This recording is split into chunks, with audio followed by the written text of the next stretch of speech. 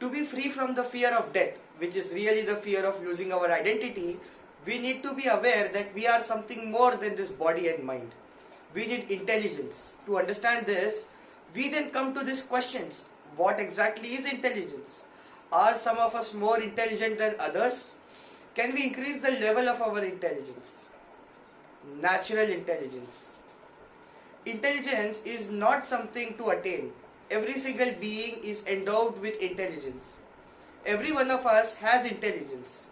It is an inherent, inborn quality of life, just as fire is hot and ice is cold.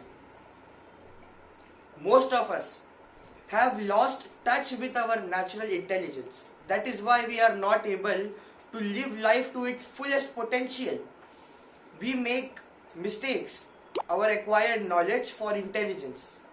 Every single being in nature has been endowed with inherent intelligence. Birds have a natural intelligence that enables them to fly.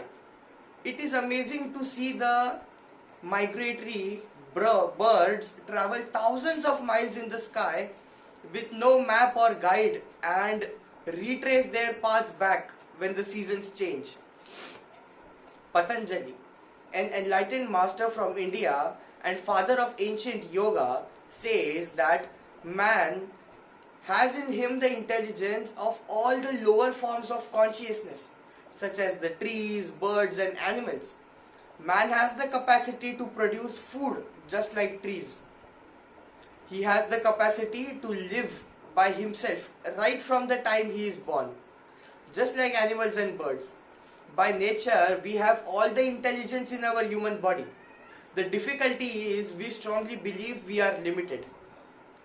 We have been conditioned to think that we have only limited capabilities, that we cannot. So we have forgotten how to use these capabilities. And because of this, we are not tuned to the technique to tap into all the dimensions of our being. Children are born intelligent. A small story. One boy came back from school and told his mother, "You said the school dentist would be painless, but he was not." His mother became worried and asked, "Did he hurt you?" The boy replied, "No, but he screamed when I bit his finger." Children are born intelligent. They are so spontaneous and enthusiastic, but the family, society and conventional school destroy the natural intelligence within the child with the undue importance they pay to logic, memory and competition. The price the child pays for education is too heavy, as he sacrifices his priceless creativity and uniqueness, and he is not even aware of it. Allow your complete being to simply express itself, and you will see your natural intelligence flowering beautifully. This is what I call being integrated and fulfilled. The driving forces of fear and greed, we think we are very intelligent, and so we try to mold our children to become intelligent like us. When we start this process, we first teach the child logic of running in life driven by either fear or greed. Either he has to do something to achieve more, or he has to do something to prevent what he doesn't want to happen. When you want something to happen, it is greed. When you are afraid that something will happen, it is your fear. Either he has to study so he can get better grades and with admission in a good college. This is being driven by greed. Or he has to study so he is not left behind in his future, professional life. This is being driven by fear. The motivation of child is greed or fear, never inner fulfillment. Naturally, the child gets into the rat race and just keeps running, with no time to even look whether he is running for what he really wants to. He does not even know that he can enjoy the run. He has been taught that with any other diversion, precious time will be wasted in reaching the goal. But how many people have felt fulfilled after reaching the goal? When you reach the goal you have set, you realize the goal post is no longer there. It has moved further. You want something else now. Understand? If you are living your life based on just seeing what others are doing, you are just wasting your precious life. This is what they call herd mentality. Joining the rat race because everybody else is a part of it. You may even win the rat race, but you are still a rat. Right from school, we use standard benchmarks to determine a person's so-called level of intelligence. In the grading system used for elementary school through college, we compare and grade all children for various skills and aptitudes. We need to understand an important thing here. One kind of intelligence is needed to be a scientist, and another kind of intelligence is needed to be a poet.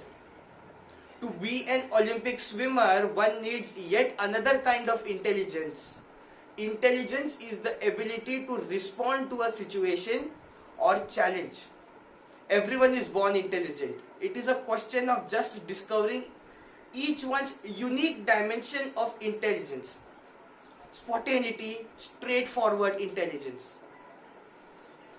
You have a natural spontaneous intelligence inside you. You have tasted it as a child. As a child, you looked at things in a very simple, straightforward way. That is why you were so spontaneous.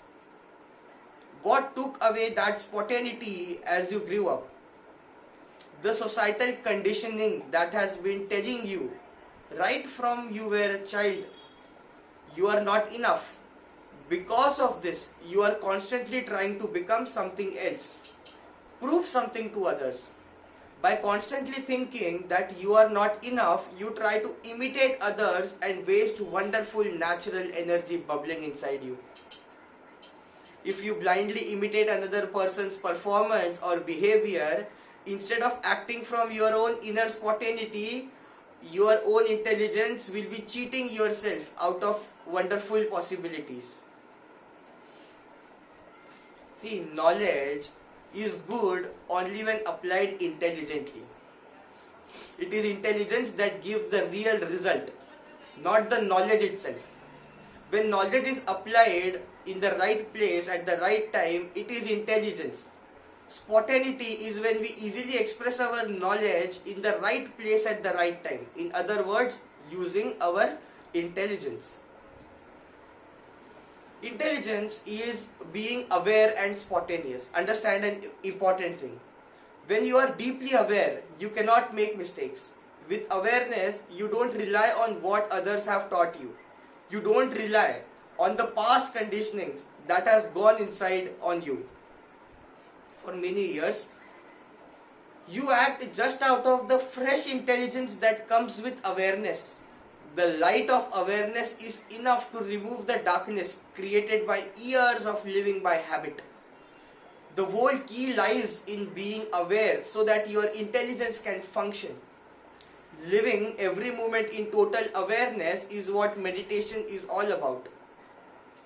Being intelligent requires the effort to be yourself, which you are not used to. So you choose to react based on your past experiences. Usually, we only react like programmed machines. We do not respond to situations. Someone insults you and you become angry even before becoming aware of what you are doing. A beautiful story from the life of Buddha, an enlightened master.